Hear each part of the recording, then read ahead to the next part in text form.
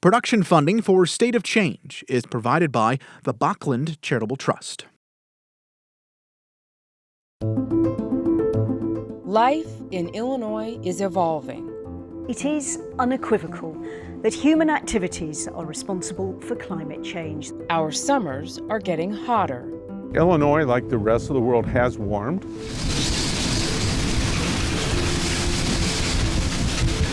Intense storms are happening more often. As you can see behind me, this road is completely flooded still. Some emergency people were walking through and the water was completely up to their thigh.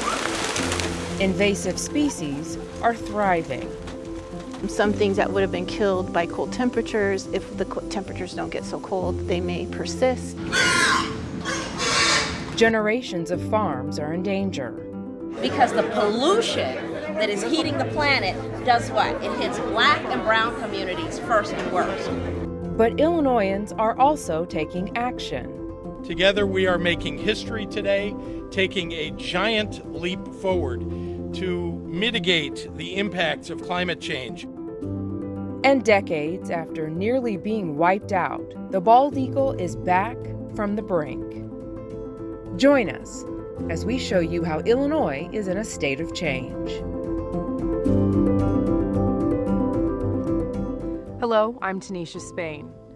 Because of climate change, scientists say the Illinois we know now could very well be unrecognizable by the year 2100, and those changes are already visible. I need to just find a spot and safely pull off and let this hit.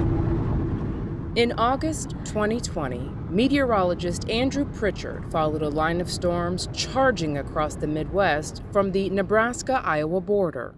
It was, late morning when we were getting 80 to 100 mile per hour measured wind gusts out of Iowa, and so I could tell that this was something big. In the city of Morris, 60 miles southwest of Chicago, he came face to face with the derecho.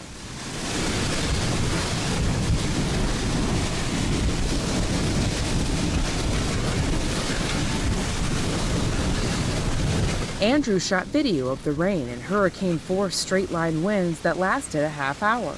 It sounded almost like a freight train or a jet engine coming in as the winds began to progress. The storm killed 4 people and caused $12 billion in damage across the Midwest.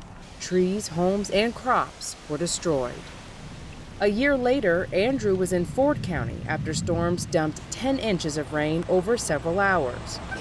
Floodwaters trapped vehicles in intersections and submerged homes and businesses in Gibson City.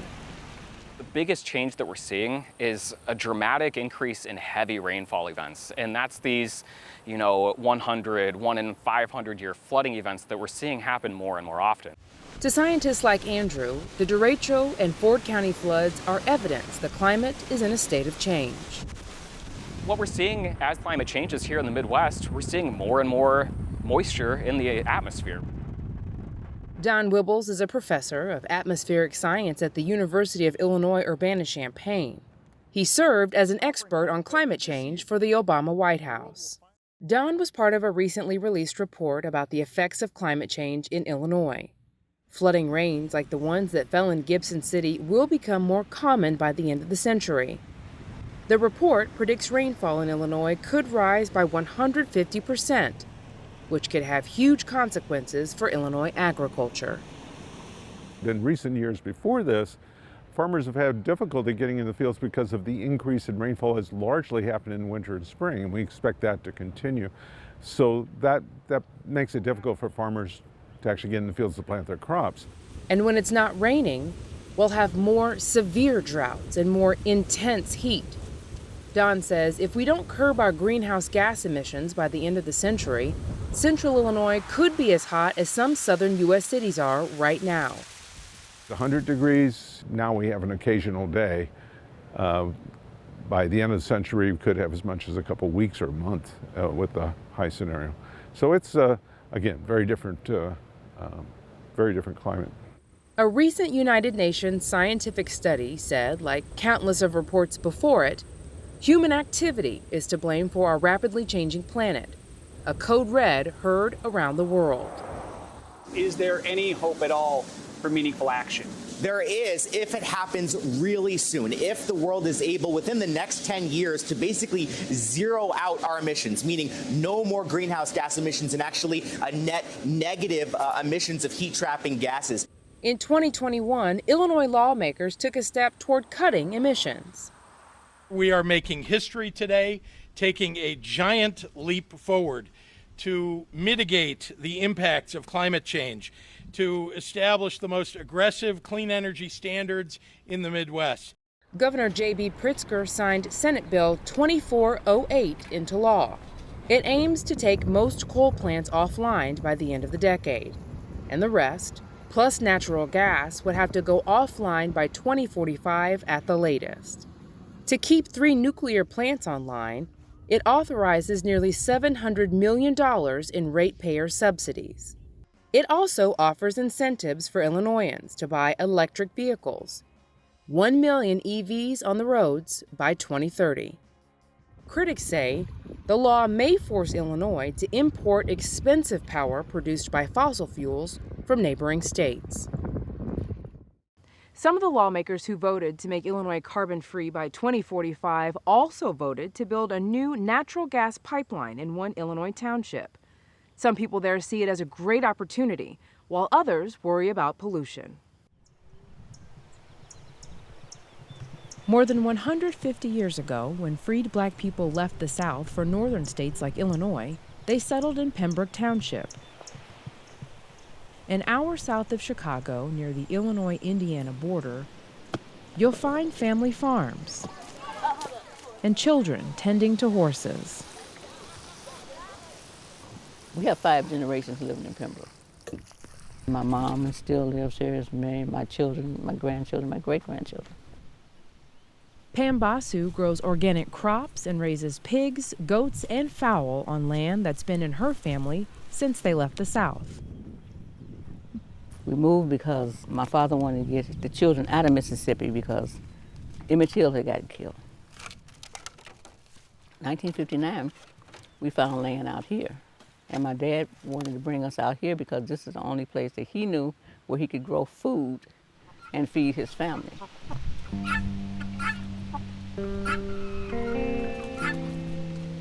There you go. Farmers like Johari Cole Quelly are proud of what the black community has built here.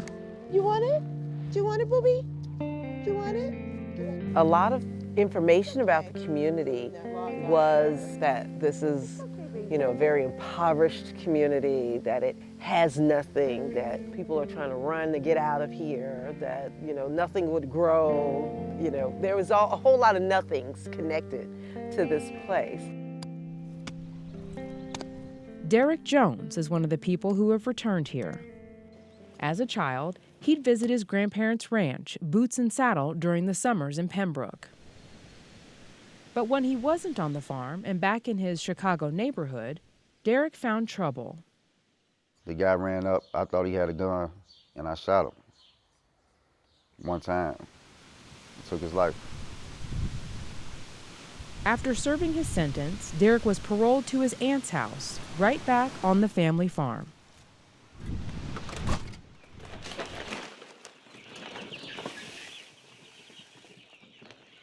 A lot of people that's incarcerated don't have things waiting for them on the outside. This was in my vision because it was already here for me. But Pembroke Township isn't a boom town. 30 years ago, the population was 3,300. Now it's just over 2,000. Mayor Mark Hodge leads Hopkins Park. It's a village within Pembroke Township. He says a natural gas pipeline would bring much-needed economic growth to the mostly empty downtown. I would like to see some manufacturing brought into the community to sustain families, so people don't have to drive from here to Chicago or outside the community for employment. Many families in Pembroke Township rely on propane tanks or chopped wood to heat their homes. They see us as this poor black community, when the fact is, if you level the playing field, we'd have the same opportunities as every community around us, which has been denied us to this date. Nicor Gas, which posted this video of its Troy Grove gas storage facility on YouTube, wants to bury the 30-mile pipeline underneath existing utility lines. Approved by the Illinois General Assembly and signed by Governor J.B. Pritzker, the Pembroke Township Natural Gas Investment Pilot Program became law in 2021. Among those backing the idea, civil rights leader Jesse Jackson, who invited Shannon Pierce, Vice President of Operations at Nicor, to explain the benefits at a Rainbow Push Coalition meeting back in 2020. Natural gas is a safe, clean, reliable, abundant, and affordable energy source that is critical to any community's well-being. Today, heating your home with natural gas will cost you 50% less than the next most affordable energy source. But not everyone is convinced. So we're asking our people here in Pembroke to stand up for what is the right thing to do, because the pollution that is heating the planet does what? It hits black and brown communities first and worst. In mid-June, we attended a community meeting with dozens of Pembroke farmers. A group of those farmers have major concerns about its safety. Farmer Johari Colquelli is one of those opposed. The pipeline is not just, pipe laid without any consequences. There are long systemic risks involved with this pipeline that has been seen all across the country. Another factor natural gas pipeline opponents cite is Pembroke's unique biome. Considered one of the world's rarest ecosystems, glacial deposits gave way to inland sand dunes and a black oak savanna that spans more than 20,000 acres. Pembroke Township is also home to more than 50 rare and beautiful plants and flowers that grow wild in this mostly undisturbed sandy soil. Farmers like Colquelli wonder why Pembroke Township is focused on natural gas and not renewable energy. We were due a mule 100 years ago. Now we're future forward. So instead of a mule, we need tractors, right? So why give us fossil fuel when the rest of the world is going on renewable energy? But Pam Basu wants the natural gas to heat her home and greenhouse. She says it'll help her continue the family tradition of farming. The way we grow our crops, we grow things like beans, peas, crowded peas, purple hull peas, black-eyed peas, and those actually improve the soil. And they enrich the soil and they actually fix nitrogen into the soil. This is not corn and soybean country, but this is soul food country. $1 million in grant money from the state will be used by Pembroke residents to convert their appliances to natural gas. Illinois is known for its prairies and woodlands, but that landscape is under attack by two forces: climate change and invasive species. Invasives can change the environment around them so fast, the surrounding ecosystem struggles and sometimes fails to keep up. Jim Lamer is the director of the Illinois River Biological Station and has studied the Illinois River for 20 years. The data he's helped collect shows things are changing. We do see more punctuated and intense rainfall events, which can be detrimental to some species that take that as a cue, like our invasive carp species and things as well. Jim took us out on the river in Havana to get an up-close look at the heavy carp population firsthand. He dropped a low-voltage electric current in the water, and the silver, bighead, black, and grass carp are collectively known as Asian carp, and they can jump some 10 feet out of the water. This animated map shows one of the carp species' growth from 1981 to 2020, and they were brought to the U.S. to help clean and filter retention ponds. They eventually spilled into the Mississippi and then made their way into the Illinois River. Asian carp densities here, some reports some of the highest in the world in the Illinois River here, especially in this stretch. If we get these large rainfall events, especially in a smaller basin like the Illinois River, it can bring the water level up quickly. It can stimulate those females to want to spawn, and the males as well. Somewhere around 325,000 fish just in this area. And so if you're looking at fish that might be 7 to 8 pounds on these silver carp on average, the weight adds up quickly.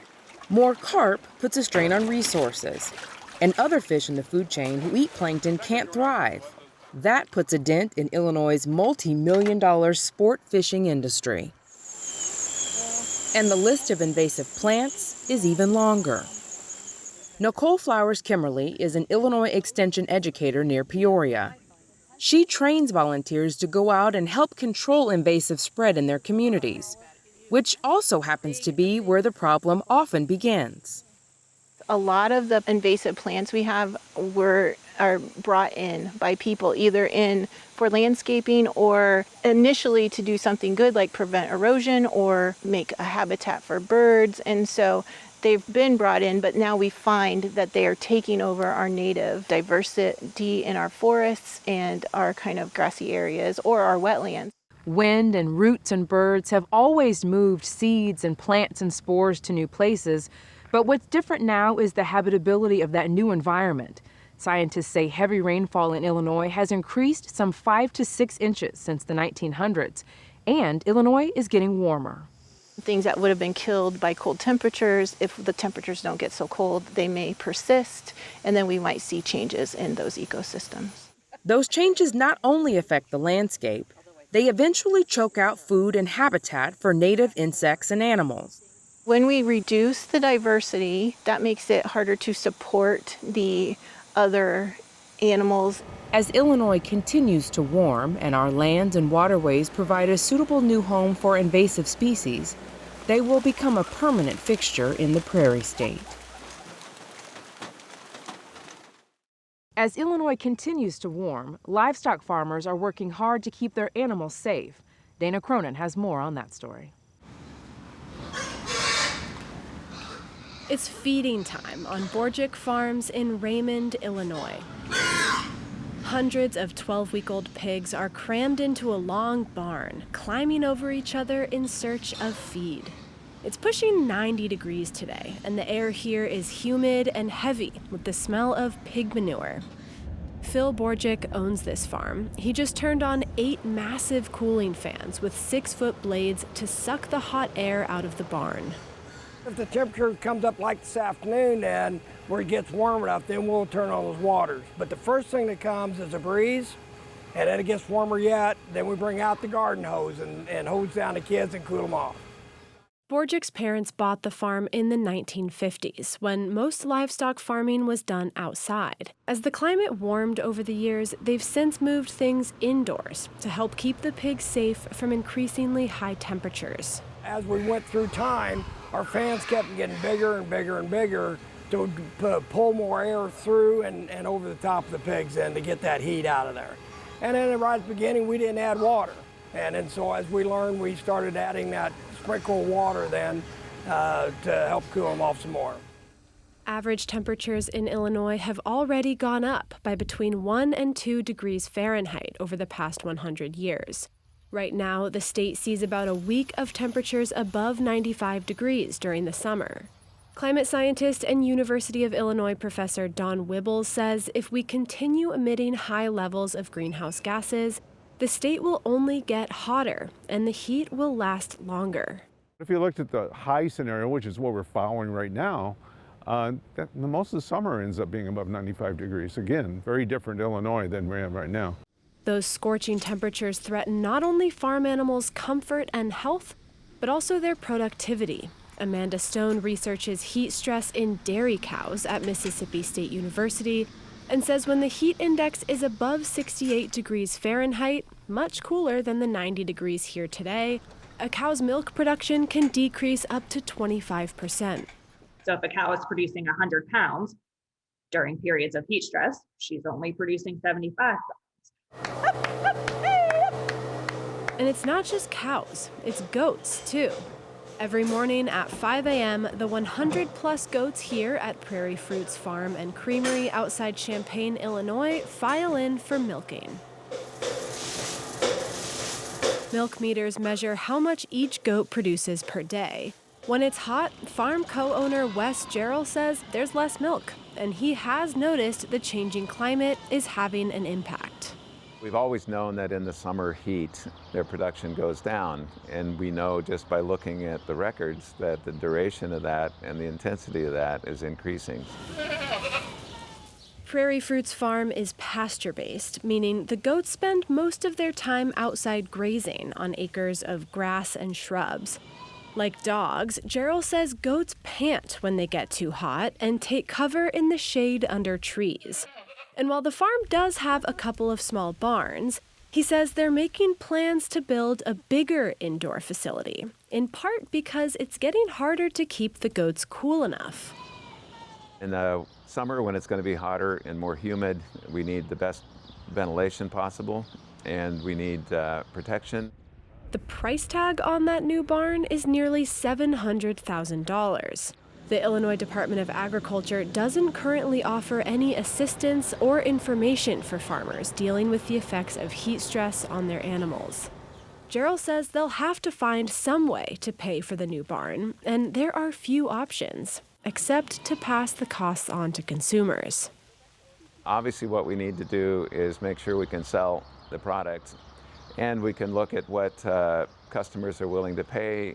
Are they willing to pay any more for a product that addresses all these other societal and environmental problems that we're talking about?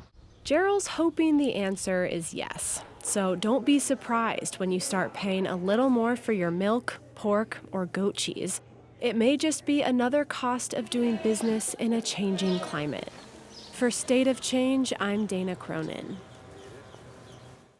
At its lowest point, there were only 3 bald eagle nests in Illinois, but the raptor is on the rebound. And she got something in her talons. On a chilly morning in Vermilion County, it's time for breakfast for a family of bald eagles. The second magnification takes me to that level, and you can actually, there's one up there doing winger sizing right now. You see the head. Oh, yeah. Perched quietly in his director's chair, Danville resident Wayne Hogan has spent thousands of hours photographing bald eagles. He's jokingly named them the Van Dykes, a nod to Danville's famous family. Well, they can see 5 miles. They can hover up a mile in the air and see a fish down below and dive down and get it. He's been lucky enough to capture intimate moments many don't get to see, like them bringing food back to their nest, which can weigh up to a ton. Mother just brought in a fish about this long, and the eaglet stole it away from his mother and took it, grabbed it in its mouth, and swallowed it whole. So nobody else got any lunch that day? Yeah, he was, piglet for sure. Eagles like big open trees near water. In nearby Champaign County, we meet University of Illinois Associate Professor Michael Ward as he visits a nearby owl nest. Ward has spent his life studying bird ecology and behavior. He remembers when America's national symbol was almost killed off entirely. So DDT is a chemical that was sprayed to control pests. It bioaccumulates. That means insects have it, then they're eaten by maybe mice, and then there goes into the water. And so by the time it reaches raptors, such as bald eagle, there's a lot of DDT in their system. For decades, DDT was used by the ton in farming. Then, in the 70s, scientists discovered a high concentration of DDT caused soft eggshells. And so they'd lay their eggs, they'd sit on their eggs like all birds do to incubate them, and then the eggs would crack. And so obviously a cracked egg doesn't produce a baby. And so that was causing declines. When I first started, it was not something that anybody would see here. Susan Biggs Warner has worked in conservation for 37 years. At their lowest, it was estimated that there were fewer than 5 bald eagle nests in the entire state. At Forest Glen Preserve in Georgetown, they have 50 years' worth of bird sighting charts thanks to Vermilion County conservationist Marilyn Campbell. Each year since 1970, naturalists and bird enthusiasts jot down the birds they see in the park. The first year I could find was 1970. that we did this. And I'm sure that this was Marilyn's idea. Oh, somebody saw a golden eagle here. We're seeing Marilyn in here a lot. I found that the first one was right here, was in 83. That was our first one. Well then, so that's 83. So then in 86, I see there's one here. But by the time we got to about 2000, I started seeing more and more and more. The bald eagle was eventually removed from the state endangered list in 2009. I would guess that they breed in every county in Illinois, and probably at pretty good numbers in certain counties where you might have a dozen plus nests in different counties. Illinois is second only to Alaska for the most bald eagles in the country. But that doesn't mean the threat is over. You know, we change the environment all the time. We were changing it in terms of destroying habitat, in terms of changing the climate, and we don't often think about how the birds change with it. A close call for America's national symbol, brought back from near extinction. It'll be up to the next generation to make sure these majestic birds have a place to call home. Former President Barack Obama once said, "No challenge poses a greater threat to our future generations than climate change." Our actions now will determine just how big that challenge will be. I'm Tinisha Spain. Thank you for joining us for our special State of Change.